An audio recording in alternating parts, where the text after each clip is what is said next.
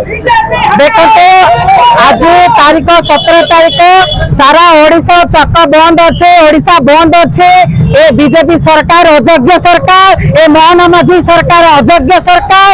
जो छात्र को 6 मास है चरित्र संहार कर सरकार नारी को निर्यातना दि जाए। जो विद्यालय विद्यापक प्रिंसिपाल जो बालेश्वर एमपी विधायक शिक्षा मंत्री मुख्यमंत्री 6 मास है अवगत अच्छे किंतु छात्र को न्याय दे पारे। ए सरकार पंगु सरकार, ए सरकार अयोग्य सरकार। जो पर्यंत शिक्षा मंत्री सूर्यवंशी सूरज इस्तीफा न देते आम लड़ाई जारी रही। मोहन माझी मोहन सरकार न मानव राजरास्ता निया जल आंदोलन बढ़ नारी मानक जब सुरक्षा देवेनि सरकार इस्तीफा दिंतु आम दाबी रहा।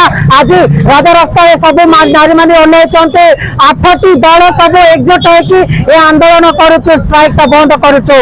सर्वसाधारण जनसाधारण आमको सहयोग कर नारी को सुरक्षा दे पारनी, अधिकार दे पारनी, न्याय दे पारनी ताले सरकार इस्तीफा दियो, सारा मंत्रिमंडल इस्तीफा दियो।